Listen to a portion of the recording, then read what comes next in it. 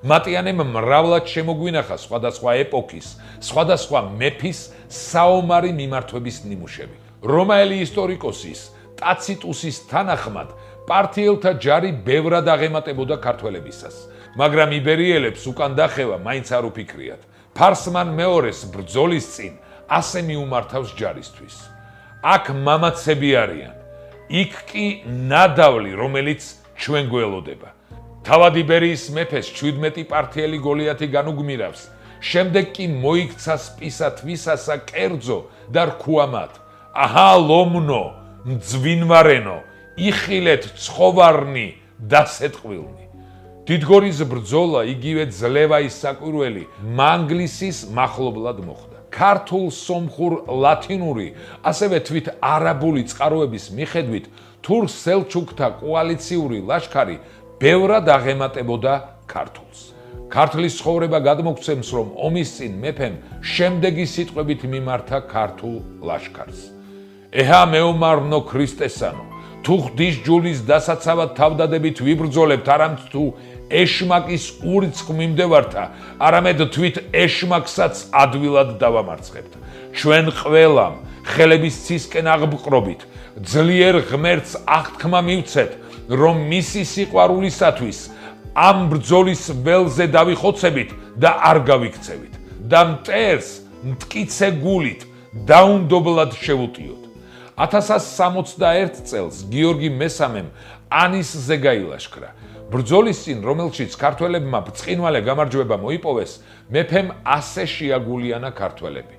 კაცნო, ძმანო, ერთსულნო და ერთრჯულნო. თქვენ კარგად იცით რამზომ კეთილარს სიკვდილი ქრისტესათვის და სამშობლოსათვის. მხოლოდ გმირული სიკვდილი არ გუნებს ვაჟკაცს უკვდავებას. მეფეს სიტყვა არ ჰქონდა დასრულებული, რომ ერთბაშად მოსხლიტა ცხენი ადგილიდან და თურქულ ათასეულებში პირველი შევარდა. 1301 წელს მცირე აზიის თურქთა სარდალ აზატ მოსე 70,000-იანი ლაშქრით შემოიჭრა საქართველოში. სამცხის ათაბაგმა ბექა ჯაყელმა უხმო ქვეშევდომთ. მისი ბრძოლის წინა სიტყვა ასეთი იყო: დიდმა და სახელოვანმა დავით აღმაშენებელმა დაამხო თურქთა ძლიერება და საქართველოდან ამოძირკვა მათი თესლი. მას შემდეგ დღემდე თურქს ფეხიც აღარ დაუდგამს ქართულ მიწაზე. ხოლო ახლა ისევ აღძრულან თურქნი ჩვენს წინააღმდეგ. ეკლესიები დაანგრიეს, წმინდა ადგილები შეგვიბილწეს. აწისმინეთ ჩემი ტომნო და ერთნებანნო. შემოვიკრიბოთ ყოველი ძალით და შევუტიოთ თურქთა მხედრობას. არ დავანებოთ მტერს ჩვენი ოჯახები, ჩვენი შვილები, თავი დავდოთ ჩვენი ქვეყნისათვის. ხრესილის ბრძოლის წინ იმერთა ჯარს საოცარი სიტყვით მიმართა 22 წლის მეფე სოლომონ პირველმა. შვილებო, ძმებო, ქართველებო, ჯერ არ შეგაკრთობთ მტერთა სიმრავლე. აკი ყოველთვის ასე გჭირდა ქართველთა. მუდამ ცირენი ამარცხებდნენ ჩვენი წინაპრები ათგზის უმრავლეს მოსისხლეებს. დღესაც მარტონი როდი ვიბრძვით, არამედ ჩვენთან არც ძალი იესო მაცხოვარისა. მისი თანადგომით უნდა ვიხსნათ ჩვენი სამშობლო და ქრისტეს სარწმუნოება. მას მომყევით გულმხნედ და ვაჟკაცურად, ჩემო შვილებო. მეფის სიტყვით შთაგონებულმა ქართველებმა იმ დიდებულ დღეს 12,000 თურქი გაწყვიტეს, ხოლო 15,000 ტყვე დაიყვანეს. 1770 წლის 20 აპრილს ქართველებმა მეფე ერეკლეს სარდლობით სასტიკი ბრძოლა გაუმართეს ოსმალეთის ლაშქარს.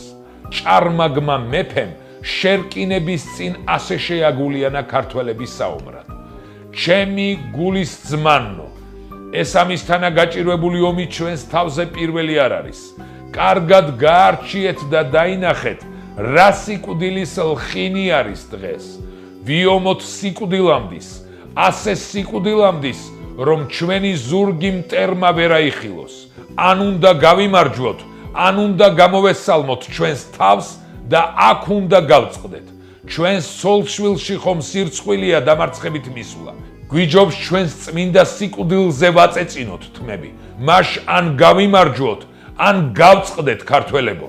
მეც ხომ აქ ვარ, თქვენ გენაცვალოთ თქვენი ერეკლე. თითოეული ეს სიტყვა არა მარტო ბრძოლის წინ გაისმა, არამედ ის შერჩა ქარებს, რომელიც ოდესღაც დაქროდა დიდგორზე, ასპინძაში, ხრესილზე, ქართული ლაშქარი მხოლოდ מחვილით არ იბრძოდა. მეფეთა სიტყვებმა მათ რწმენა მისცა, სირცხვილი უკან დახევის წინააღმდეგ და ღირსება გამარჯვების შემდეგ. მათმა სიტყვებმა შექმნა ხალხი, რომელიც სიკვდილს სიცოცხლეზე მაღლა აყენებდა. მოიწონეთ ეს ვიდეო და გაუზიარეთ რაც შეიძლება მეტს, რათა ყველამ გაიგოს ამბები საქართველოსზე.